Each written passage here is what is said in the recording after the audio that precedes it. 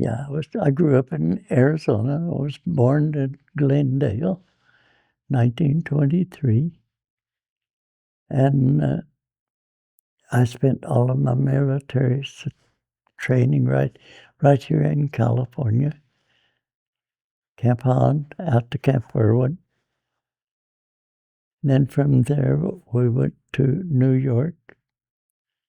2 weeks in New York, and up to Boston was a week in Boston.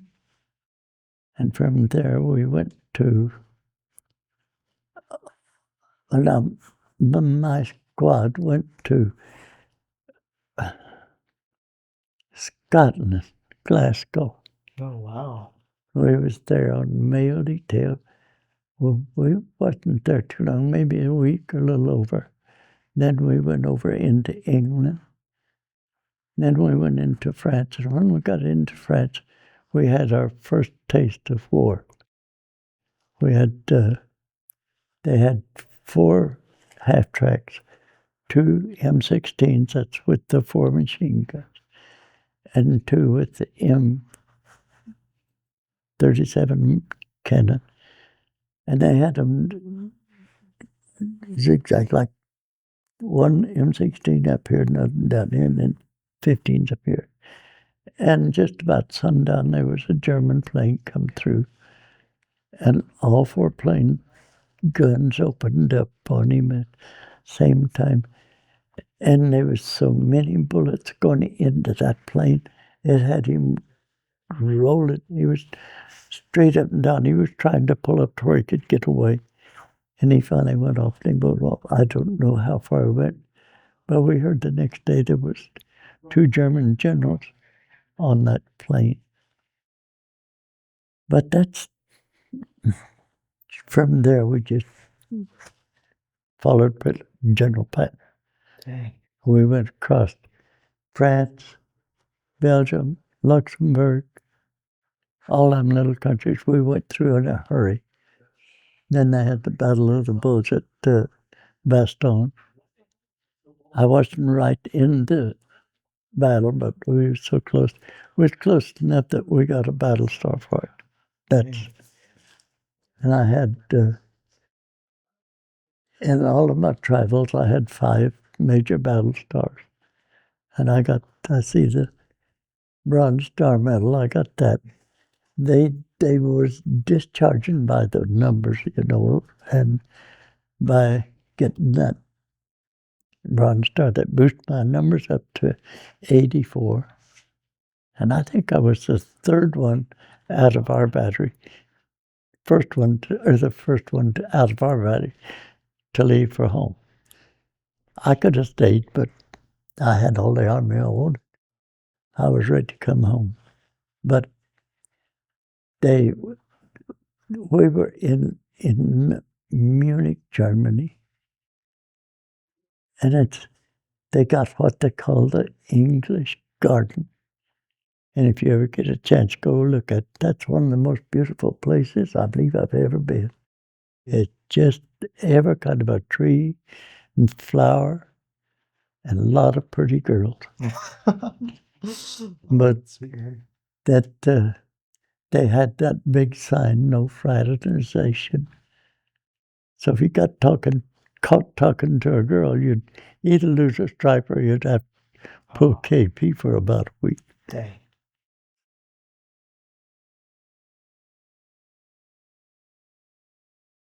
I joined the Marine Corps with 3 of my friends back in 1966. Okay, and so you enlisted, correct? Yes, I did. What was that thought process like? What were the emotions behind that? Because you went with your buddies, right? Yes, there's a situation back then. It was not popular to join the service at all. We had a lot of problems with people. They didn't like the draft. They didn't want to go to war, etc. With myself and 3 vets, or 3 friends, we were going to junior college and Imperial Valley College. And we were sitting around the student union one day, and we're hearing about all this stuff, and we had just recently heard of one of our former classmates was wounded and killed. And we were talking about this, and we're going like, we've got good grades, we're going to school, we got a full agenda, but we just need to do something. It chokes me up to today. But so we decided that we were going to go help fight the war. And 4 of us went down to the recruiter, signed up, and took a 120-day delay plan. That was kind of fun because we were all trying to figure out how we could get out of what we got ourselves into. Heck, would you break my leg, please? You know, it was kind of like that. Anyway, we all joined the Marine Corps. We got to go to boot camp together, and we got different MOSs. My job was an infantryman, a rifleman. I had another friend that was in artillery. Another man, he grew up on the farm, so he went into engineering. And then another friend of ours, he ended up in a pretty high security situation. And so we all went together, and we're now all back alive after all of these years.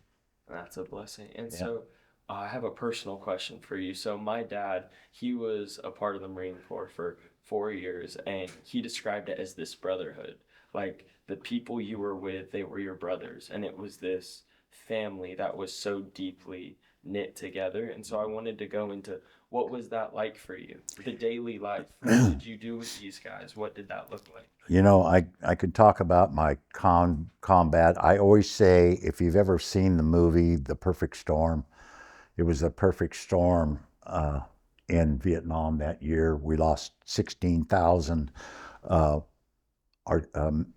and women, American soldiers there that year. That was the highest ranked year. But at one point, my mom had lost a son, my big brother, and she was scared to death for me. I'm riding home, and I'm lying to my family every day because we were in hell. But one day, the first sergeant came to give mail. We were right outside of Quezon. If you guys are familiar with Quezon, they were under siege. We were protecting bridges and running ambushes, and they called out my name. At the time, I was a squad leader. I ran down the hill, and the first sergeant gave me a big manila envelope, and it said political influence stamped right across the front of it. And he explained to me that my mom had got permission from the governor of California to come home. And I'd still be in the Marines, but he was getting me out of combat. And I went back up the hill.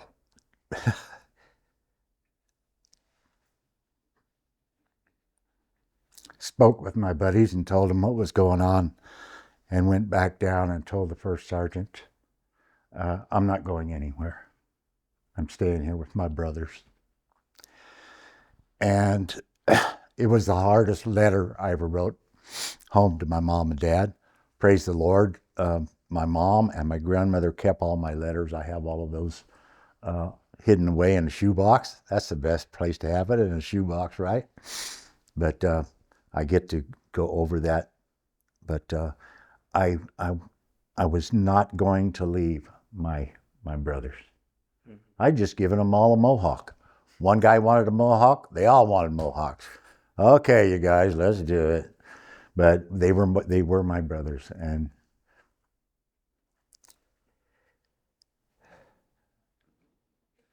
there was only one color. We were all one color, and it was green. And we were all Americans fighting for liberties and freedoms. And that was our whole premise for being there.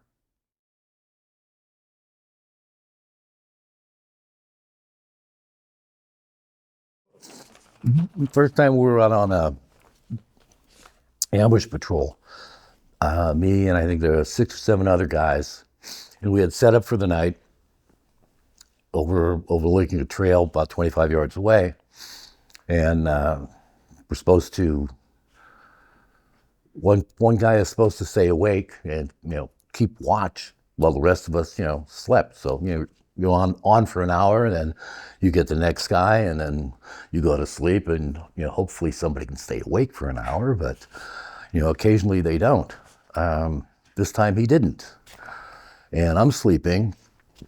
I slept with my M16 on the side and a 45 across my chest on my back. So I'm sleeping, and to wake me up, you either said my name softly or kind of touched me. And I didn't sleep very soundly, and I'd wake up. Well, somebody kicks me in the foot. So I look up, and there's an NVA soldier looking down at me. So I shoot him, and all hell breaks loose. Okay. And I got, excuse me, man, I think it's the air conditioning. From all the explosions, RPGs, got a bad concussion and shrapnel. Nice. Then the second time, we were at the DMZ, and we were out on a company-wide patrol. Split off, 4 different sections. And as we're going toward the Ho Chi Minh Trail, I think it was the 2nd platoon, they ran into, the enemy force. They couldn't tell how many, so we went over to support them, and took a lot of casualties, so we needed to call in a medevac. And so I was standing on top of this small hill with 2 flashlights with red caps going like this, waving in the medevac, with bullets and RPGs whistling all over. Helicopter lands. We load the wounded on a helicopter. And as it's taking off, it gets hit by an RPG and blows up. Force the explosion blows me down the hill. I recover at the bottom of the hill, gather my senses, trying to figure out where I am. And I'm listening for the rifle fire. You could tell the difference between an AK, oh man, or an M16. I hear the M16s this way, so I say, that's the way I'm going. And then I hear something behind me. And I turn around, and there's some NVA soldiers there. So I dispose of them and, finally make it back to our lines. And I'm all covered in blood, and I don't know if it's mine or somebody else's, but we ended up having to call in what was known as Spooky or Puff the Magic Dragon, which was a big C-140 aircraft with miniguns on the side that would fly in a circle and just rain down fire, and that got us through the night. Okay. And eventually some tanks and APCs made it up to us and took us back to the coast.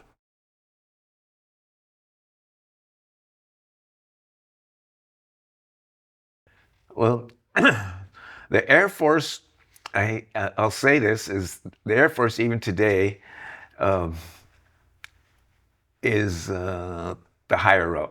Okay, it's not putting down the Marines or the Army, but it's more intelligent people in the Air Force. In fact, right now the recruits going in, they're like almost straight A students or scored very high on their test. So that was a big difference. But the difference is really not a difference because we're all one family. Mm-hmm. We're Army, Marines, Navy, Coast. We're all one family. A lot of us make fun of the Army, make fun of the Navy, but we're all one family. We all serve together. Yeah, and so it's the difference is just how you make it. And so I gotta ask, you say the Air Force, it requires good grades and stuff. You said you weren't really a student, so how did you get in there? I scored high on my test. Really? Yeah. In fact, that's kind of a joke I use all the time when I talk to these new recruits going in the Air Force. They got great grades or they scored high on the test, and I always say, I don't know how I got in, but I wasn't. But I went to a private high school, so I'm not saying I was, not a smart kid, but I went to a private high school, and then so it was just that I was an athlete in college. I wasn't concentrating on grades. Mm-hmm. Okay, so but the Air Force, in fact, joining the Air Force, you had to study too. You always had to study. So it was my upbringing in my private high school. gave me the way to study, basically. And so it was a great journey. So you seem like you're pretty well traveled. You said there's not many countries you haven't seen. Is there one country that was your favorite or the most beautiful? Thailand. I love Thailand. Yeah, in fact, now that you brought that up, I plan on moving there in a few years. Yeah, it's very inexpensive. It's beautiful. I love Thailand, and I've been all through Europe. I've been through New Zealand and Australia and the whole world, but Thailand is a beautiful place. Yeah. Really? Yeah. So I want to ask, what were some of your favorite memories in the Air Force? Was there anything notable that stuck out to you during your time? The good and bad. I think my good memories are flying. Bad memories are picking up bodies, caskets, and everything from Vietnam. So we used to fly in, fly troops in, train killers, Army, Marines, train killers. I used to bring them back in different ways, load up the airplane and stuff like that. So that there was an emotional type, Mm-hmm. So if it's good or bad, it's we brought back a lot of injured too. So, and they took care of them. So it was really a time in my flying career that was a low point, put it that way. Yeah. Yeah.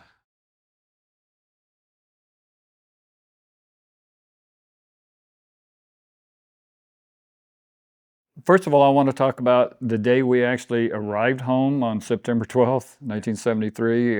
That was something I'll never forget.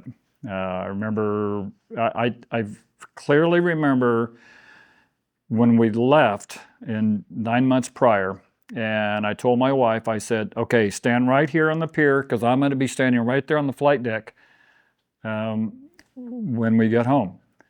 And so I had to go on board ship, and of course she was there, my dad, my sister, I don't remember, so I can't remember now who else was there, waved, and I remember clearly, I know I'm getting off the subject here, but standing in that one spot right on the edge of the flight deck and looking at her until she literally got out of sight.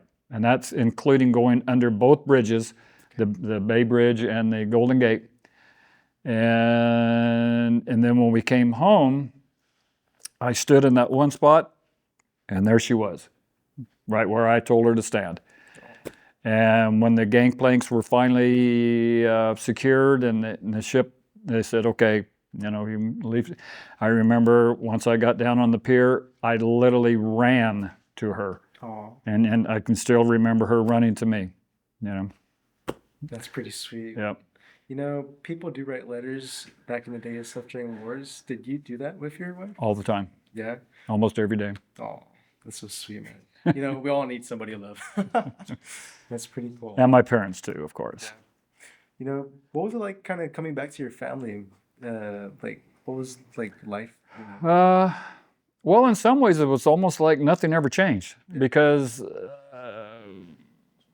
even though we were gone for 9 months, we came back and we kind of looked around. Well, yeah, that was there. That was there. Oh, yeah.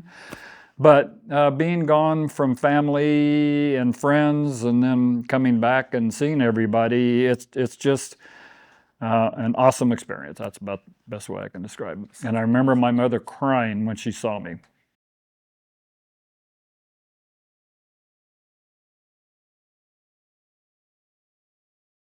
But I never suffered from what they call the PTSD, which many of my friends to this day have, and many that, as a service officer, I spent 5.5 years helping veterans with their claims. And I had many of them come into my office, and I would shut the door, and I would recognize immediately that they were suffering. And I'd talk to them and ask them, tell them, you're hiding it. It's hurting you when you hide it. You need to get into group sessions and be able to talk about it. And I would get them into the social worker who would get them into the psychiatry. and they would end up being rated for the disability. And here it is 50 years later. And why were they doing that? Because that's what they were taught no, I'm good.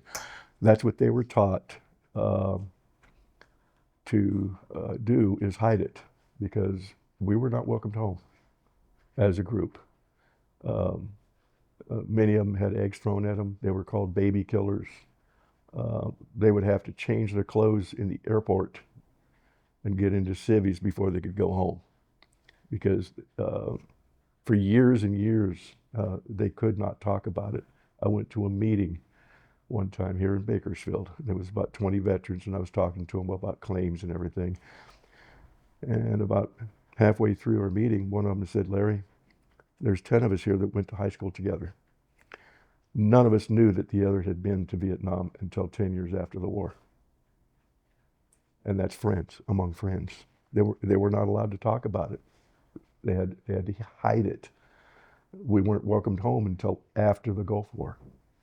And they realized that the Vietnam veterans were never welcomed home. So now when you see a Vietnam veteran that is wearing a hat that says, they're proud to wear it now, they're proud to say that they're a Vietnam veteran. They've got it on their license plates, on their cars and everything. But that wasn't until 10 or 15 years after the war that stuff started coming out, and you could see it. And now we're proud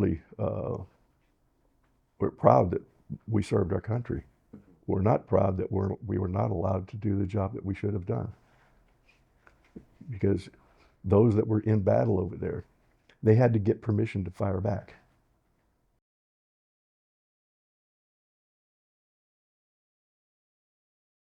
Thinking of my dad and my grandfather, and that they were in the military during some really treacherous times. You know, Pearl Harbor. You know, he was at Pearl Harbor and he survived.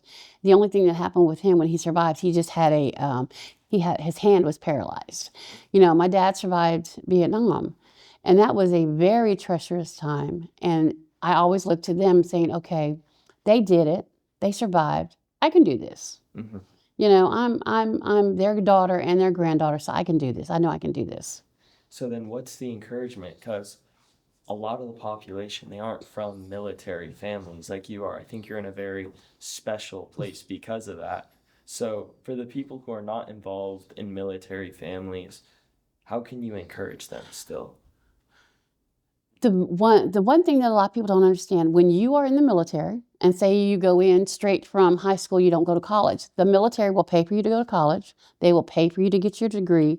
It will cost you nothing. So you can go in for 4 years and you can come out with your college degree. That's one thing. The other thing is, you know, just being able to serve. Or maybe you don't want to be at home anymore. You know, your parents are getting on your nerves. Go join the military. You can travel the country. You can go overseas. You know, my daughter, when she went in, her first duty assignment, she signed up to go to Korea. I was like, excuse me, you're going all the way to Korea? She's like, yeah. I said, why? She said, because you talked about how much you loved it and I want to go see it. So she ended up going to Korea. It was supposed to be for a year, but she stayed over there for 3 years. She loved it. Wow. Yeah.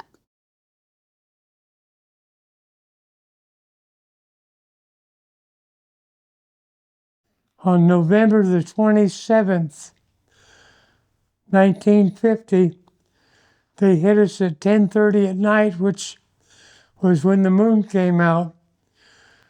They're cowards. They fight with the little light. They don't have the great light. They don't fight during the daytime. And they hit us, 140,000 of them, and we were a 12,000 man division. But we put them to shame, killing over 40,000 in the battle that we fought in 15 days, which there was 17 Medal of Honor winners in 15 days of battle. They said we retreated, but we were fighting. We were encircled by the enemy. They asked one of our colonels, what are you going to do now that you're entrapped by the Chinese? He said, what do you mean, what are we going to do? They're right where they want us, and right where we can get them. They can't get away. they surround us. He had an outlook on life that if you took Amanda from Chesty Puller,